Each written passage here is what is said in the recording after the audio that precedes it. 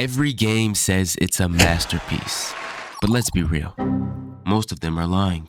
Welcome to Good, Great, or Garbage, the series where I play games that you're talking about and some that you probably should have ignored. We're talking new releases, underrated gems, and just some overhyped disasters. And there can only be three outcomes: good, great, or garbage. Please do keep in mind that these are all my personal opinions based on my experience with the game at the time of recording. I may not know everything about the game, so just bear with me.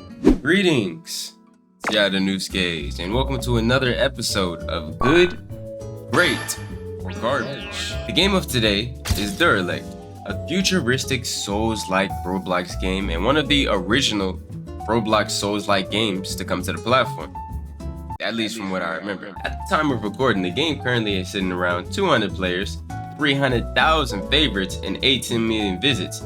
This puts the game somewhere in the middle of the fallen off category and underrated, because for what it's worth, I don't really have a lot of bad points to put in this game, more just like kind of 50-50 points, things I understand or kind of just another argument that I don't really agree with. For those of you that are new here, we play a whole bunch of games live every week and review them, so if you're interested in being a part of this project, be sure to subscribe and join the Discord down below. With our little introduction out of the way, let's move on to the game overview and general gameplay. Now, much like a lot of other players that might watch this, or players that have tried this and want to give the game a try again, I'm a returning player, so any updates or additions to early game, I just don't know about. But from what I do remember, you start off in a character customization where you can once again create a wonderful melanated masterpiece, and then hop into the game. Derelict is kind of a long, farmy Trello game, meaning a lot of the information to craft or obtain items isn't just right in your face.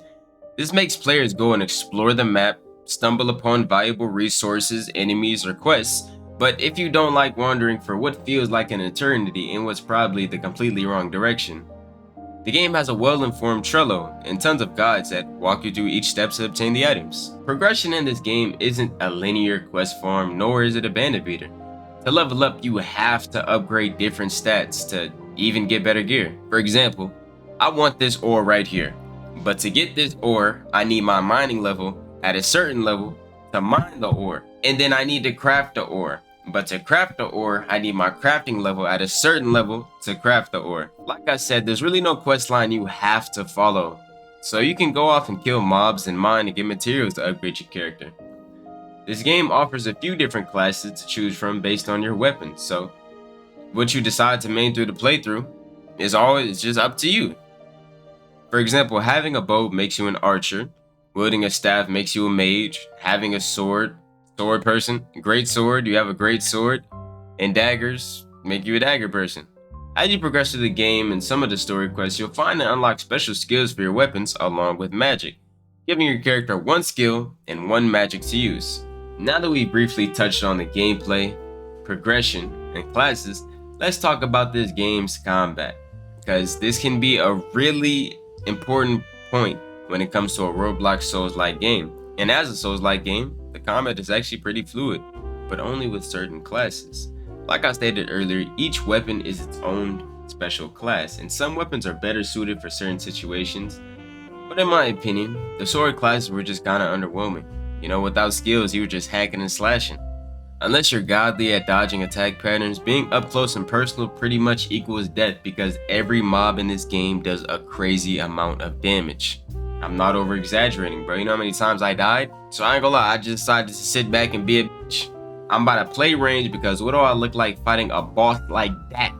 Up close and personal. No, not about to happen. Now, the dodge mechanic in this game isn't bad at all. It just takes some getting used to, and then it's comfortable. Equipping a shield also gives you an ability to parry, but you can only equip one with a sword class. Overall, the game's combat is pretty good and feels rewarding to dodge and counter off attacks, with each class being pretty balanced and equivalent in capabilities. There's nothing that's better than another class, like Swords class or Greatsword class are just as good as each other. Mage and Archer are equivalent, it's just what you like to play. The weak points of Derelict and why players won't return. Now, I honestly enjoy this game a lot more than I thought, so I don't see why this game only has 200 players. If anything, it deserves at least 1,000. There's tons to do, But for the sake of the video, let's look at the opposite perspective. Derelict is a PvE game. That can come off quite confusing at first as well. And again, wandering trying to find information or having to look up guides outside the actual game can be somewhat of a turnoff for new players. Along with that, I've discovered long crafting trees are just something people aren't used to and don't like. And unless you like the game already, you're not gonna farm for any of that. In today's day and age, everyone's more interested in instant gratification through a gacha system, rather having a chance to instantly obtain an item opposed to going through a long process of obtaining it. And personally, I just don't agree with that. That's just my take on it. For one, gacha systems are cool and they make you feel happy finally obtaining that 0.0000000000005% drop. But as fast as you get it, is as fast as the feeling goes away. And that's just kind of how I personally feel about it. Some of you might relate to that, some of you might not.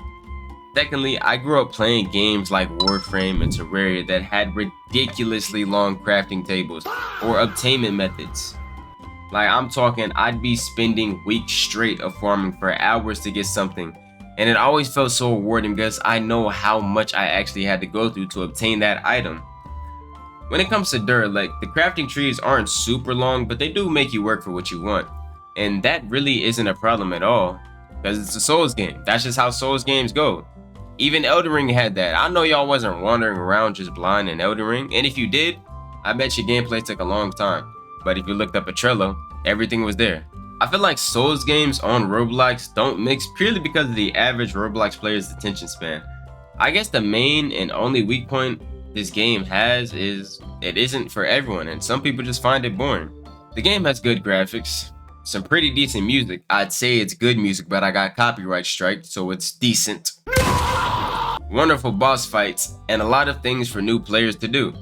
So why does this game only have 200 players? That's just a complete mystery to me. I think this game deserves at least 1,000 constant players, 1,500 to 2 bans. Even Rogo had that, and that game has been dead for years. So if you're interested in Derelict and want to give the game a try for yourself, the link can be found in the video description. And again, if you want to see me review any other games, join my Discord and drop some recommendations there. Any devs or content creator managers, hit me up on Discord and I'll check out your game at atsuya__. And with that, hope to catch y'all in the next episode. Peace.